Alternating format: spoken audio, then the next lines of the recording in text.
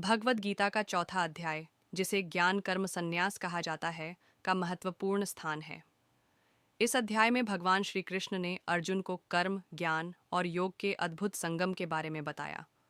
उन्होंने यह समझाया कि केवल कर्मों का त्याग नहीं, बल्कि ज्ञान और तपस्या के माध्यम से कर्मों का सही मार्गदर्शन और उद्देश्य जानना महत्वपूर्ण है। इस अध्याय में कुल 42 श्लोक होते हैं। ज्ञान का महत्व भगवान श्री कृष्ण इस अध्याय में बताते हैं कि शास्त्रों का अध्ययन और गुरु के आदेश से प्राप्त ज्ञान बहुत महत्वपूर्ण है। यह ज्ञान आत्मा के स्वरूप को जानने में मदद करता है और जीवन को सही दिशा प्रदान करता है। उन्होंने यह भी बताया कि जब तक व्यक्ति आत्मज्ञान प्राप्त नहीं करता, तब तक वह भ्रमित रहता है और उसकी क्रियाएं और कर्म सही मार्ग पर नहीं चल पाते। कर्म योग। भगवान श्री कृष्ण ने कर्म योग की भी व्याख्या की। उन्होंने कहा कि कर्मों का फल इच्छाओं और अहंकार से जुड़ा होता है, इसलिए बिना किसी फल की इच्छा के कर्म करना चाहिए।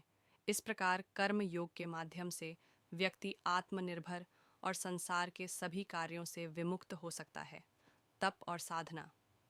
श्री कृष्ण ने यह भी बताया कि तपस्या और साधना के माध्यम से व्यक्ति अपने भीतर के दोषों को समाप्त कर सकता है और आत्मा के वास्तविक स्वरूप को पहचान सकता है।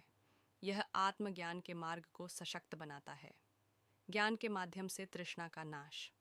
भगवान श्री कृष्ण ने यह स्पष्ट किया कि ज्ञान के द्वारा व्यक्ति अपनी तृष्णा और इच्छाओं को नियंत्रित कर सकता है। जब आत्मा का ज्ञान होता है तो वह अव्यक्त और अनश्वर स्वरूप को पहचानता है, जिससे वह सच्चे सुख और शांति की प्राप्ति कर सकता है। प्रारंभिक जीवन में ज्ञान की प्राप्ति। भगवान कृष्ण ने यह भी कहा कि ज्ञान एक ऐसे दिव्य बाण की तरह है जो इच्छाओं और विकारों को नष्ट करता है।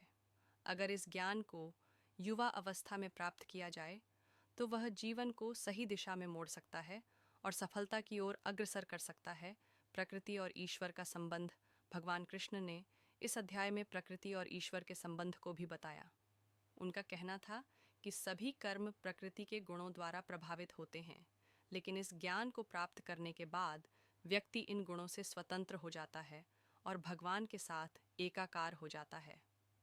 भगवद गीता का चौथा अध्याय, ज्ञान कर्म संन्यास, व्यक्ति को कर्मों के प्रति सही दृष्टिकोण, आत्मज्ञान और योग का मार्ग दिखाता है। यह अध्याय जीवन के वास्तविक उद्देश्य और आत्मा के शुद्ध रूप को जानने की दिशा में एक महत्वपूर्ण मार्गदर्शन प्रदान करता है। भगवान श्री कृष्ण ने यह स्पष्ट किया कि केवल कर्मों के फल की इच्छा से मुक्त होकर ज्ञान और साधना के मार्ग पर चलकर ही व्यक्ति सच्चे सुख और मुक्ति को प्राप्त कर सकता है।